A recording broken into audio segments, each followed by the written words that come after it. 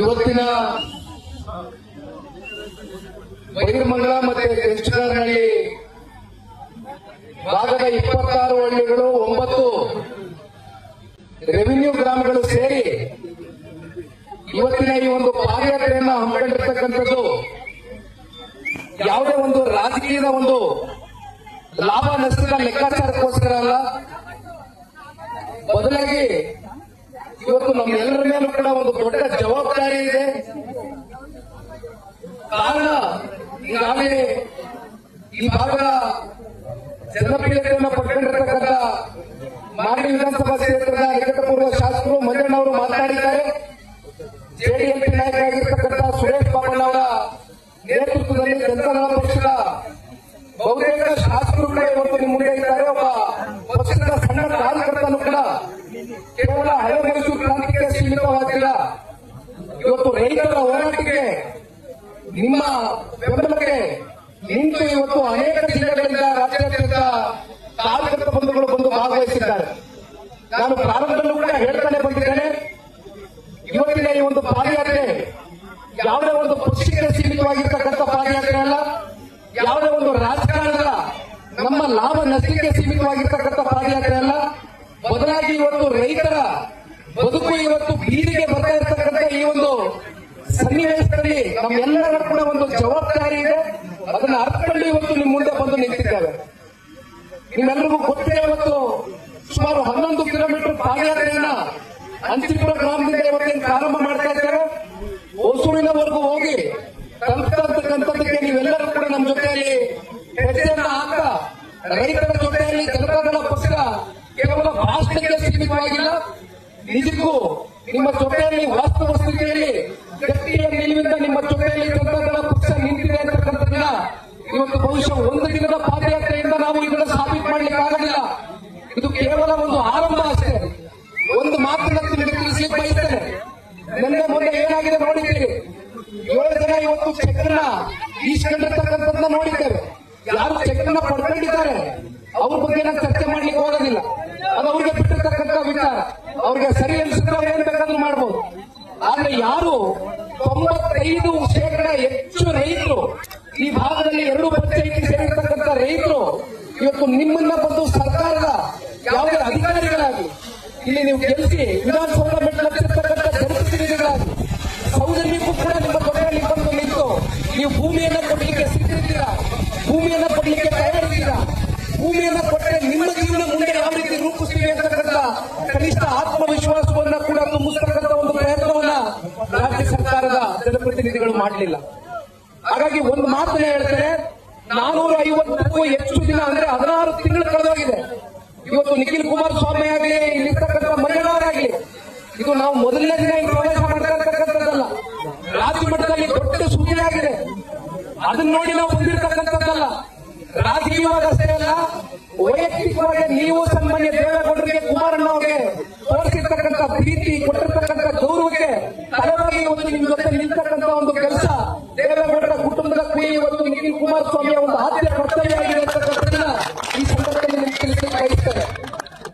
ಇವತ್ತು ನೋಡ್ತಾ ಇದ್ದೇವೆ, ಫಲವತ್ತಾದಂತಹ ಒಂದು ಭೂಮಿಯ ಸಾಕಷ್ಟು ಜನ ಯೂಟ್ಯೂಬರ್ಸ್, ಸಾಕಷ್ಟು ಜನ ಮಾಧ್ಯಮ ಮಿತ್ರರು, ಇಲ್ಲಿರ್ತಕ್ಕಂಥ ಯುವಕ ಮಿತ್ರರು ಟಿವಿ ನೋಡಿದ್ರೆ ನೀವು ಮಾತಾಡ್ತಾ ಇದ್ದೀವಿ, ಪ್ರತಿಯೊಂದು ಅಂಶ ಗಮನಿಸ್ತಾ ಇದ್ದೇನೆ ನಾನು.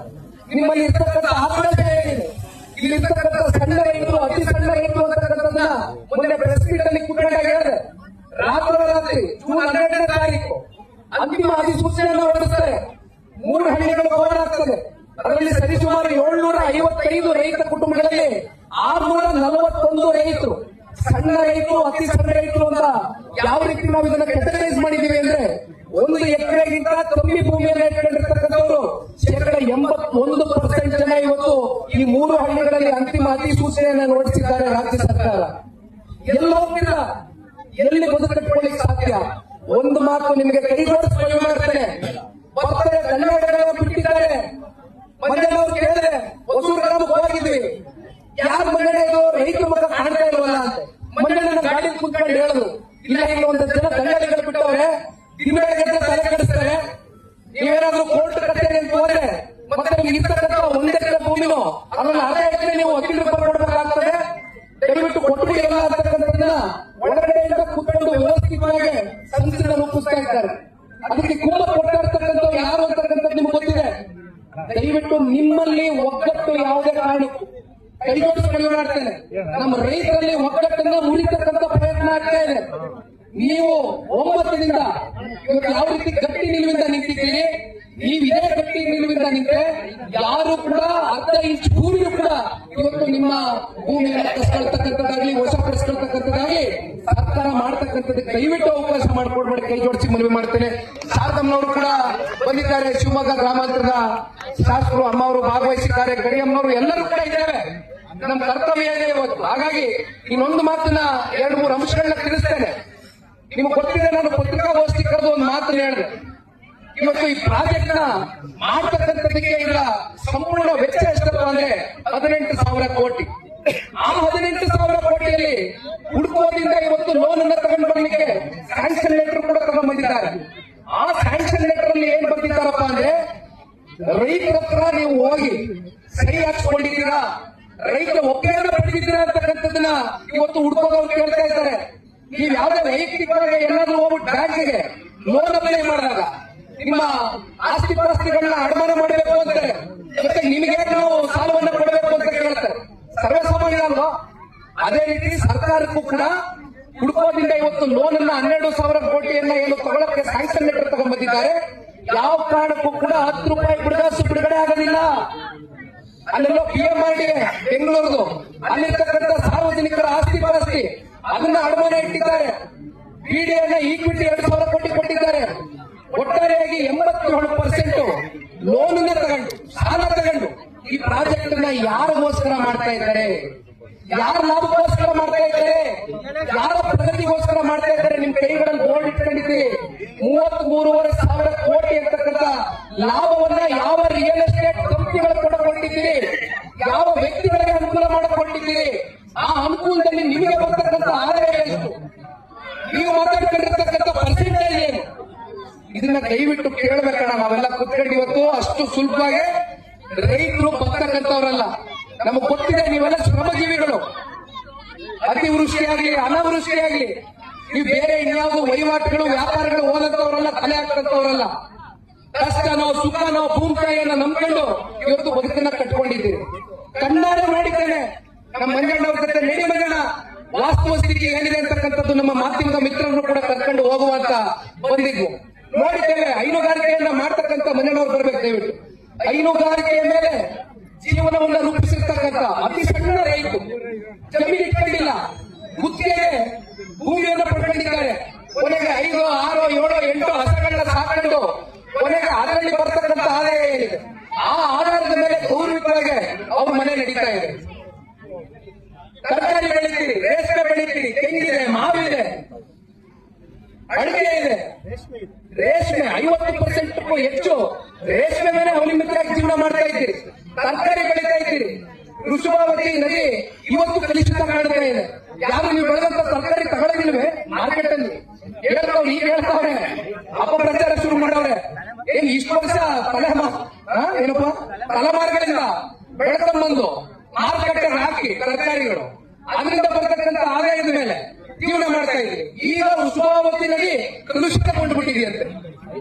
ಅಲ್ಲ, ಹೈನುಗಾರಿಕೆ ಹೇಳಿದ್ರೆ ನಾನು 6 ರಿಂದ 7 ಲಕ್ಷ ಲೀಟರ್ ಮನಸ್ಸುಗಳು ಕಲುಷಿತ ಆಗಿದೆ ಕಾರಣ ಅಲ್ಲ. ನಾನು ನೋಡೋಣ, ಇನ್ನೊಂದು ಮಾತು ಬಹಳ ಸ್ಪಷ್ಟವಾಗಿ ಹೇಳ್ತೇನೆ. ದಯವಿಟ್ಟು ಒಂದು ಅಪಪ್ರಚಾರವನ್ನ ಒಂದಲ್ಲ 100 ಸುಳ್ಳುಗಳನ್ನ ಹೇಳ್ತಾ ಇದ್ದಾರೆ. ನಾನು ಕೂಡ ಮಾಧ್ಯಮದಲ್ಲಿ ನೋಡ್ತಾ ಇದ್ದೇನೆ. ತಾಂತ್ರಿಕವಾಗಿ ಬಂದು ಕೂತ್ಕೊಂಡು ನಿಮಗೆ ಇರ್ತಕ್ಕಂಥ ವಾಸ್ತವಾಂಶದ ಮಾಹಿತಿಯನ್ನ ಕೊಡ್ಲಿಕ್ಕೆ ಇವ್ರ ಕೈಯಲ್ಲಿ ಆಗ್ತಾ ಇಲ್ಲ. ಬರೀ ಸುಳ್ಳನ್ನೇ ಹೇಳ್ಕೊಂಡು ಸುಳ್ಳನ್ನೇ 3 ಬಾರಿ ಹೇಳಿದ್ರೆ ಅದನ್ನ ತಲೆಗೆ ನೋಡಿದು ಸತ್ಯವಾಗಿ ಸಾಬೀತು ಮಾಡ್ತೀನಿ ಅಂತಕ್ಕಂಥ ಉದ್ದೇಶದಿಂದ ಇಲ್ಲಿರ್ತಕ್ಕಂಥ ಕೆಲವು ರಾಜಕಾರಣಿಗಳ ನಡೆಗಳೇನಿದೆ, ಒಂದು ಮಾತನ್ನ ನಾನು ತಿಳಿಸ್ಲಿಕ್ಕೆ ಬಯಸ್ತೇನೆ. ಇಲ್ಲಿರ್ತಕ್ಕಂಥ ಶಾಸಕರಿಗೆ ಮಂಜಣ್ಣವರು ಉತ್ತರ ಕೊಡ್ತಾರೆ. ನಾನು ಇನ್ನೂ ಸವಿಸ್ತಾರವಾಗಿ ಪ್ರೆಸ್ ಮೀಟ್ ಕರೆಯಲಿದೆ, ಇವತ್ತು ಕರೆದು ಮಾತಾಡ್ತೀನಿ ಮಧ್ಯಾಹ್ನ ಊಟದ ಟೈಮಲ್ಲಿ. ಆದ್ರೆ ಒಂದು ಮಾತನ್ನ ದಯವಿಟ್ಟು ಕೈ ಜೋಡಿಸ್ಕೊಂಡು ಮಾಡ್ತೀನಿ, ಕೇಳಿಸ್ಕೋಬೇಕು. ಕುಮಾರಸ್ವಾಮಿ ಅವರ ಕುಟುಂಬ 100 ಎಕರೆಗಿಂತ ಹೆಚ್ಚು ಜಮೀನನ್ನ ಈ ಭಾಗದಲ್ಲಿ ಹೊಂದಿದೆ ಅಂತಾರೆ. ಕೇತಗಾನಹಳ್ಳಿ ಜಮೀನು 85ನೇ ಇಸ್ವಿ ನಿಖಿಲ್ ಕುಮಾರಸ್ವಾಮಿ ಹುಟ್ಟಿದ್ದು 88. ಹಲವಾರು ಬಾರಿ ಕುಮಾರಣ್ಣ ಅವರು ಹೇಳಿದ್ದಾರೆ ಆ ಜಮೀನನ್ನ ಕೊಂಡ್ಕೊಳ್ತಕ್ಕಂಥದಕ್ಕೆ ಕುಮಾರಣ್ಣ ಅವರ ಅವತ್ತೇನು ಸಕ್ರಿಯ ರಾಜಕಾರಣದಲ್ಲಿ ಇರಲಿಲ್ಲ.